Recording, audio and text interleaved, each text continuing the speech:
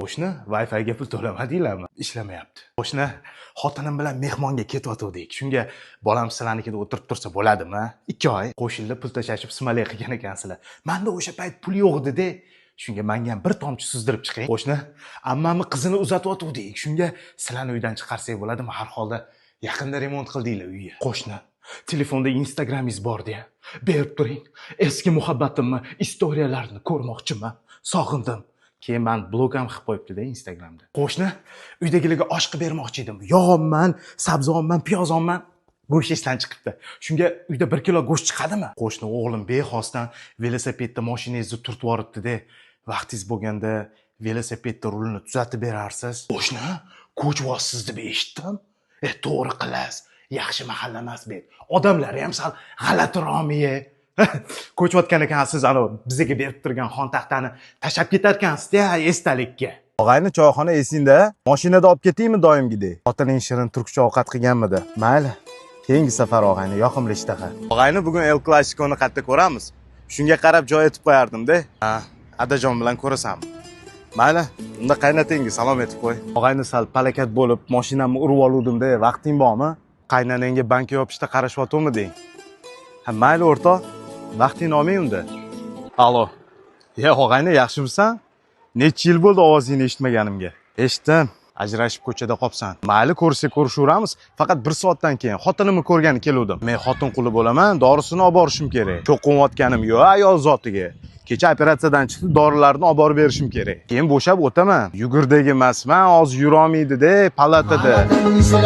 Yorini yuzidan ayta olmasang demak, men qo'shnim ayolni yo'ldan uraman. Qo'shnim onasini o'zimdan 28 yosh katta onaxon bilan sevishamanmi? U ayol hali yurmaydi hammi. Boyligini o'zlashtirish uchun, okey. Onaxonni, uzr, sevgilimni o'ldirish g'oyasi hojatxonada kelar ekan. Shu lokatsiyasini o'zgartirsak bo'lmaydimi? Kechasi uxlayotganda ustiga yostiq bosaman, keyin mashinani bagajiga solar ekanman.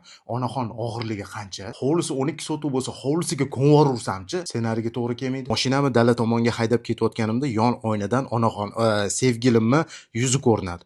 Hali ko'mishga ham ulgurmadim-ku. Shu vaqt to'xtab yo'l yuzidagi shashlikxonaga kiraman. Nega? Bu xomiymi? Betimni yuvib yana rulga o'tirganimda yon oynadan sevgilim ko'rinib, menga "Dadosh" dedi. Qo'rqqanimdan rul o'ngga burib stalbaga urilar ekanman. Shu vaqt Anvar Sanayev muhabbat qo'shig'i ostida chaqmoq urib, yomg'ir yog'adi va bagajdan sevgilim chiqib keladi. Onaxon yurmasdi-ku. Aslida bu ayol odam emas, balki ayol qiyofasiga kirgan jin bo'ladi. Jin baland ovozda "Ko'rdingmi? Yomonlik uchun jazo muqarrar" deydi. Hammasi tushunarli, lekin bitta kichkina savol bor. Nega kino nomi Qalb bahori? Osh pishyapti, damlab qo'yganman. Keyin safar aka, xudo xolasa. Borasiz o'sha joyingizga. Osh suzamiz hozir. Sal ishlarim bor edi, keyin safarda. Ish tugamaydi ukajonim. Osh yeb ketmasangiz xafa bo'laman lekin. Hali ko'p o'tiramiz, nasib qilsa. Bitta osh qadrchalik bo'lmadikmi uka? Hozir suzamiz. Mayli, mayli. Ha.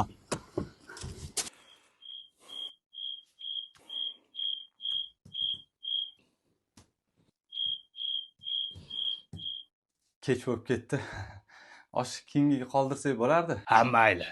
Rostdan ham shoshilayotgan ekansiz. Lekin keyingi safar osh yemasangiz qo'yib yubormayman-a.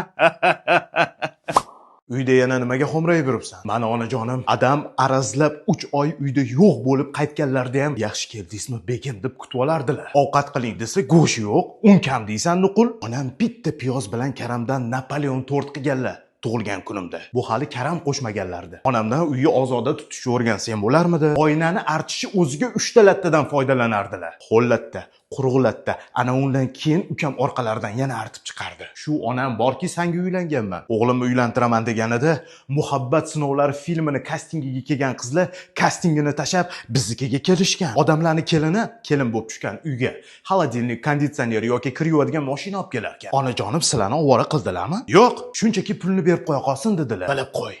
Topganim ham, orttirganim ham bu uyda. Onajonimniki. Oyjon iftorga ketgandilar. Shuncha gapni nimaga gapirdim men bo'lmasam? Mayli, kelganlarni yana bitta qaytaramiz. Choy qo'y.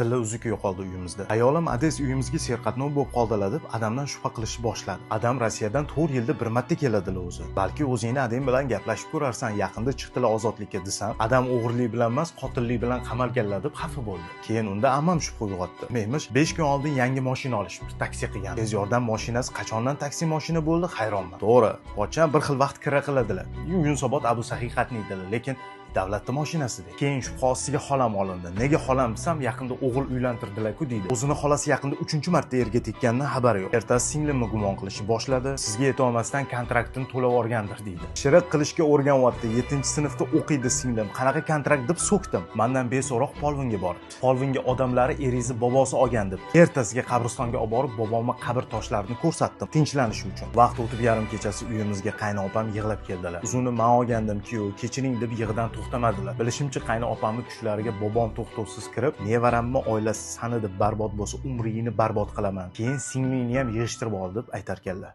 Ko'zim uchib turmagandi, lekin baribir kepsilar. Qudam qani? Zalatoy inson. Shundoq qizingizni bizga berdingiz. Na ovqat qiladi, na uyni toza tutadi.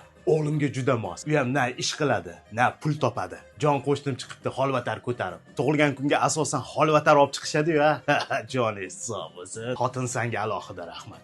Shu dasturxonni qarg'ab yozganing uchun. Ishxonadan 12 kishi kelishibdi. Pul tashashib sovg'aga kitob olishibdi. Pul tashashib obedlarni urmabsizlar-da. Qizim bilan kuyovimni sovg'asi lekin meni lol qoldirdi. Qani kim topadi? Mashina emas, uy ham emas, sayohat ham emas, ikkita animator ayib, 57 yashar otaga. Shu ham qarzga ekan. Bitta qaynanam cho'ntagimga konvert solib qo'ydilar. Mayli, konvertning ichi bo'sh ekan, lekin men ko'pini ham kutmagandim. Javohir qani? Shu inson bilan bitta palatada yotganmiz. Uni operatsiya qilishgan, meni uydan haydab yuborishgan shu payt. Video chukam. Men bakayni krupniroq olgan, tuhmat qilib meni qamatgan sinfdoshim Rashid. Xotining ketib qoldi deb eshitdim. Menga adin jo'ra. Ziyofat boshidan meni bitta savol qiynayapti-da. Tug'ilgan kun xotinimniki. Sizlar nima kelib oldinglar?